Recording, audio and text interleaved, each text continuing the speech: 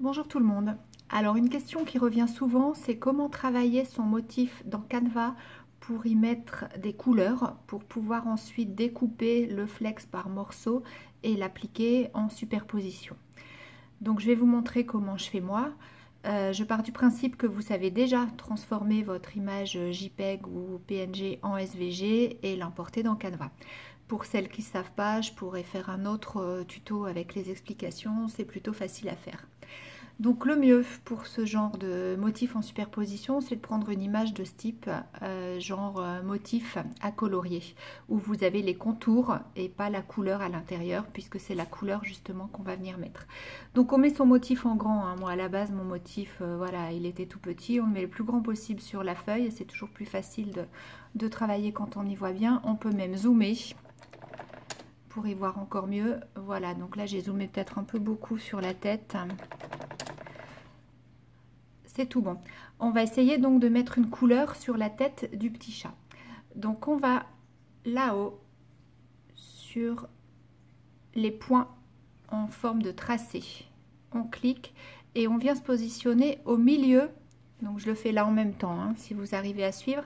On vient se positionner au milieu du trait de contour. On clique et tout le long du trait de contour, on va mettre des petits points qui vont créer en fait la forme de la couleur qu'on veut intégrer.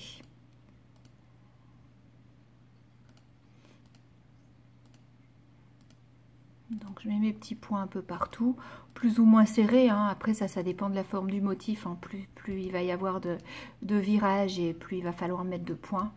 Là c'est pas spécialement la peine d'en mettre énormément. Par contre il faut toujours rester bien au milieu.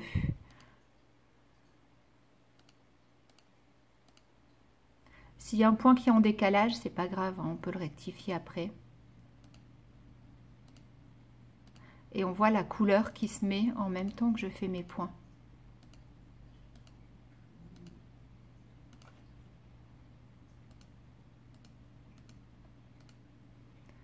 À la fin, on revient cliquer sur le premier point pour terminer. Voilà.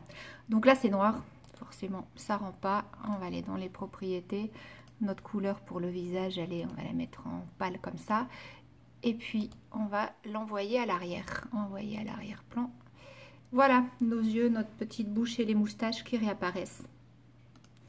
On peut faire pareil pour les fleurs et pour chaque partie du motif. Donc, je vais vous montrer encore pour les fleurs. Donc, on reprend toujours la ligne de tracé qui est là. On va prendre un premier pétale.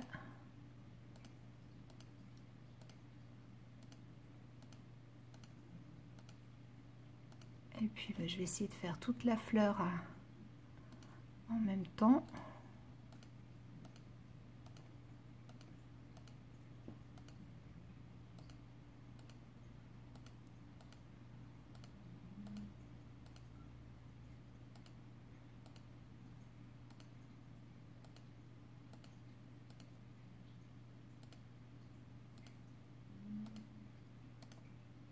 Donc là, ma fleur, elle va se mettre de la même couleur que la tête, hein, puisqu'il reprend à chaque fois la dernière couleur utilisée. Voilà, je ferme mon tracé.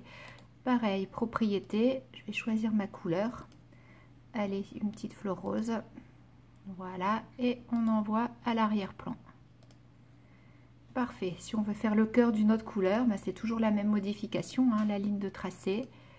Là, on va faire juste le petit rond. Propriété, allez, on va le mettre comment? On va le mettre en jaune et on l'envoie à l'arrière-plan. Et ça marche pas parce qu'il passe derrière la couleur rose. Donc la flèche là, ici, hein, quand on fait une bêtise et qu'on veut faire marche arrière, et puis donc il fallait pas l'envoyer à l'arrière-plan, il fallait le mettre vers l'arrière-plan. Voilà, c'est tout bon comme ça. On n'oublie pas d'enregistrer son motif, hein, donc là-haut. Écraser le projet. Avant, on lui donne un nom, ce sera plus simple.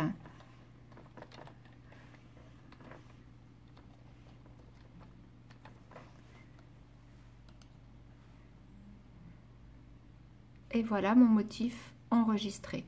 Quand on a enregistré, on peut continuer à faire plein de modifications, hein. Donc moi, je ferai bien pareil avec avec le nez, hein, je le verrai bien tout noir. Donc toujours mes petits points.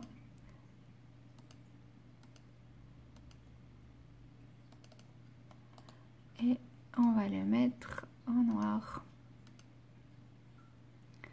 Alors là, on va zoomer. Il y a des petits points que j'ai mal placés. Ça va être parfait du coup pour vous montrer comment modifier. Donc on zoome un peu plus. Je vais mettre encore plus grand. Là, je clique sur la pièce que je viens d'ajouter pour faire apparaître les petits points bleus. Et puis là, les petits points bleus, je peux soit les déplacer. Voilà. Soit en ajouter. Par exemple, là, si je veux en ajouter un, je viens ici sur le petit plus. Ça m'ajoute un point sur ma ligne que je vais décaler. Voilà. On reclique. Bon, là, c'est de la même couleur, donc c'est pas spécialement la peine de l'envoyer à l'arrière-plan. Je me remets en taille normale. Et voilà mon motif. Donc après, la façon de faire, c'est la même, hein, pour la deuxième fleur, pour la troisième fleur, pour la queue de la sirène. On refait à chaque fois la même manipulation avec la ligne de tracé et les petits points à faire sur les contours. Voilà, j'espère que mon petit tuto vous aura été utile. J'en ferai un prochainement si besoin avec le même motif, hein, pourquoi pas, pour voir comment lancer la découpe et comment appliquer le fer en superposition. Bonne journée à tout le monde, à bientôt.